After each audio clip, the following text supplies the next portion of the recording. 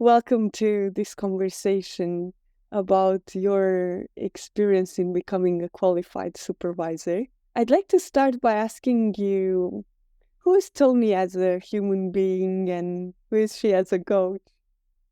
Part of her as a human being is her background is in law, and that was the primary career that I had. But about 7 years ago, circumstances changed, and I had the opportunity to qualify as a coach, which in itself was a wonderful journey because it was a reinforcement of how I'd actually managed and worked with people the whole of my career without noticing what I was doing. And so for the last 7.5 years, I've been able to work with people in my legal field, but as a coach, as well as others in the NHS, in education, but also an area I love working in is with the young leaders of the 18 to 25 group. They're the people for the future, and being able to coach them, it's really a privilege. So that's where I started, and that's where I am at the moment, and thoroughly enjoying the coaching journey as well. And I'm curious, in this journey, how did supervision come? From the moment I started my coach training, that was very much a part of the program, both group coaching, supervision and one-to-one supervision. And it was so embedded, even by the end of the program, it was something that I wanted to continue. And since then, I've been working in a group setting, but also on the one-to-one, because they both provide different support mechanisms for me as a coach. But also for some of the projects that I've been involved in, there is group supervision with other people who are involved in those projects. So that's a very different environment, but really quite specialised in giving you a sense of what's happening within a particular project, but also making you feel you're not on your own. Because that probably for me was the strongest thing when you start out after your training program, setting up your own business, is I'm on my own. And I've always worked with lots of other people.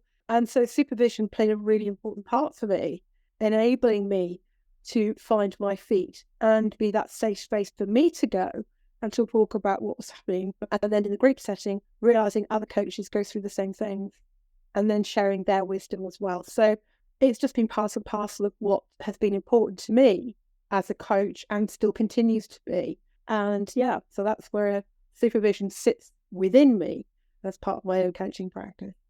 Sounds like you also want to give back. As an opportunity, I think I'm in that place where I can see the benefits of coaching, not just for those who normally you coach, but for everybody else. And also the idea that if everybody just used a few of the coaching skills from just listening to what people are saying, asking them some great questions, and being open to different ways of thinking, what a difference that could make in the world generally. But then also starting to think about those who are the younger coaches. How do they get into coaching? How can they use that with their peers? Then how can it become a much more inclusive way of working? So there's something special about coaching. It's a privilege to be a coach, but there are so many more people who could benefit even just with a little bit of some skills around coaching approach. I'd like to hear your experience in terms of the training. What were some of the key things that stood out for you, that developed you, that you learned? I probably have to go back to why did I choose ICCS, because that in itself was quite a major decision, because as with coaching, there are so many different places you can go. And so I did quite a lot of work to find where my learning style would benefit the most. And so I did research around various different companies and different ways of doing things. And I really fell in love with ICCS in the way it was modular based, the way it was set up, the space it created for learning, because I'm very much a reflective learner. So I don't do as well in 2 solid days of training. My learning doesn't really kick in at that point. Whereas we were having, weekly sessions, which for 3.5 hours, that was enough time to start that learning process. And then there was a week to be able to reflect and to learn and to process. So that was part of it. But also what I loved when I spoke to Nick before even setting up on this was, even if I didn't end up becoming a supervisor, although that's really where I wanted to end up, his reference to it being rocket fuel for your coaching practice. And it just has stayed with me that I thought that, okay, I'm going on this supervision journey because I believe it's the right thing to do, etc. But actually, even if that didn't end up being where I ended up, that actually my coaching practice would really benefit from it as well. And even after the first module, you could already see actually how you could improve your own coaching practice, but also starting to think about, well, how am I going to deal with this in a way of being a supervisor? So it was a really lovely start. Also, the group is quite small, but international. So I was with people from Finland, Singapore, America, Spain, as well as the UK. So that also brought a really different dynamic, because we're used to supervision in the UK, but other countries don't have that support. And so some of these people were actually going to be going out there and creating the path for other people to benefit from supervision. And so that was just a really joyous occasion for us to keep coming together each week and still continuing to work with each other, even now having finished the course. They've become a group of friends as well as supervisors. So that was really effective, the nature of the way we worked together. But also I was very surprised, I think, was how quickly, even in that virtual world, we came together as a really cohesive group. Very supportive, wanting the best for each other, coming from different perspectives, wanting different things out of it. But yet, actually, when we come together, that commitment to each other, and that was obviously facilitated by all the different supervisors we had access to, because that was the other thing. So many courses are run by the same people. We had lots of different supervisors coming to share their experience of different models. And so again, it wasn't, you have to be like this. You have to do this. It was actually that opportunity to really go, what do I want to take from it? What sort of supervisor do I want to become? Which are the models that really speak to me? How do I want to work with them? So there was something quite lovely about being able to start thinking, even at those early stages, of what sort of supervisor do I want to be? Who are the people I really want to work with? And what benefits are there overall? So, that again was just something that I'm not sure I got anywhere else. And then, of course, we had practice sessions and other things between the modules. And yeah, there's some written work at the end, but actually that was quite nice as well. Even though most people go, written work, it was an opportunity to sit down and reflect on all our individual journeys and pick out things that really were important to us. Or how do we now define ourselves as a supervisor? What are we looking to do? It was really great. I felt sufficiently challenged, so I was never I never allowed to sit in my comfort zone, but I never felt so vulnerable that I thought, I'm not sure about this. There was always something about, actually, I still want to be here. I really want to learn. I want to go out there and actually be a supervisor. So I noticed my shift during the course of, yes, it'll be rocket fuel for my coaching practice. And then slowly but surely, I moved towards, I really like this. I want to be a supervisor. I want to share. I want to go and really encourage people to go, supervision is just part of your practice. It isn't just a tick box exercise. It isn't, you don't do it just because you have to do it for accreditation, for projects, contracts, whatever it is. Do it because actually, it is an opportunity to become that better coach for every client you then subsequently see. And also realize you're not on your own.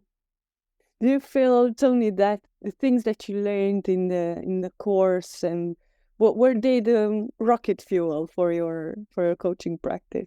I think part of the first ones, we were obviously doing the fundamentals, really the basics of supervision. But even at that stage, you thought, well, what am I learning or reminding myself about my coaching practice, or what did I learn as a coach?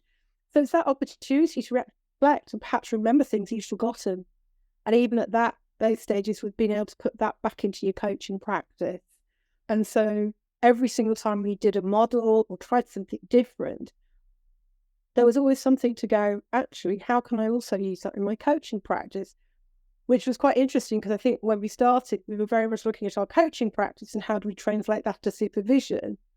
It was starting to have a very different dynamic, that were actually things we were learning in supervision that we could take back into our coaching practice. So that was quite an interesting sort of transition for me. It's the way we were thinking about things. But yeah, it definitely was rocky fuel for my coaching practice. But it also reconnected me with some of the models that perhaps I didn't use as much in my coaching practice, because we get set in our ways and we like certain models. And then to be re-energized by a model going, I remember this. I really enjoyed using this. Let's go back into coaching practice and put it back on the list of things we use. I remember going through the training, and one of the things that stood out for me was the fact that in a lot of ways we had to go back to the basics, back to the fundamentals of what coaching is for us, and then what supervision is. How does supervision come in and support us, and then you go to the next level. You just take everything to the next level. It is going back to the fundamentals. It stood out for me because it was done also indirectly. It made you think, like contracting is a typical example, right? Because there's so many contracting topics coming up in supervision. And then you think about your own contracting in your own coaching practice. So really, it's such a wonderful journey. And I think that was the other thing, is that with the way the modules are set up, it is about building. So you have those fundamentals and then you move up to the next and so on. So everything, there's almost a linkage between all of it, but it's done in a way that it's not overpowering and not doing too much. And again, for me as a reflective learner, when you get taught something in a session, it can be quite difficult for me to then go put it immediately into practice. Whereas this didn't feel that sort of level of stress. It was a case of, well, if you want to, go for it. If you don't, then just go and have a practice about supervision and find other ways of doing it. There wasn't an imperative that you have to go straight from the learning straight to the practice, but you still have the practice. But it might be something you'd learned 2 modules ago that actually you really wanted to bring in, or alternative for the person you were supervising, that was something relevant for them and a good way of dealing with the issue. So there was not that level of prescription, I think, which sometimes can make courses a little bit challenging. This is about, again, you finding your way to become the supervisor you're going to be. But if there's an opportunity to use a model we've just been taught, so be it. Speaking about practice, looking at the future, how do you see yourself as a supervisor, and who do you see yourself supervising, Toni? When I set out to become a supervisor, I had really new coaches very much in mind. And there were 2 reasons for this. One part of it is I'm part of a program which is teaching coaching skills to young leaders, not necessarily with a view to accreditation, but some of them do want to go on and to be coaches and therefore to move to accreditation. And of course, part of that is the having supervision. But of course, that could be an additional expense. There's all sorts of reasons why it might be more challenging for them to access it. And the second was I mark portfolios for EMCC accreditation. And what was disappointing to note was how many have done the supervision on their programs, but there's no indication that actually now the programs have ended, they're going to continue to be supervised. And for me, that was quite sad, because if those individuals embed supervision from day one, it just becomes part of their practice. And there are so many benefits to it. But also just for them to realise that's their safe space about their coaching practice. And we can do it as one-to-one or as group, but nevertheless, actually it will enable them to keep growing, to keep learning, and always to show up as their best selves. But I don't want it to be, I've got to go to supervision because of my CP accreditation or because the company requires it. I really want it to come from the opposite way around. I'm doing it for the right reasons for myself and my clients, but also to get people to enjoy it and to realise it isn't about the telling off, for example, or to just share what's not going so well. It's actually an opportunity to really share what's going well, how they are developing, to reflect back maybe 6 months after they've started supervision and go, do you realise how far you've come? What do you know now about yourself and your coaching practice you didn't know then? So what are the next? And just being part of that supportive mechanism of their individual journeys. And I actually love the relationship. It's very much a co-creative of the partnership. I've got coaching experience, yes, but it's never going to be the same as theirs. But I might have something I can offer them. I can certainly be there to listen, to challenge, and to help them become the best coaches they can be. And that's transition period between coming off a program to then becoming the coaches they will be. It's such an exciting time.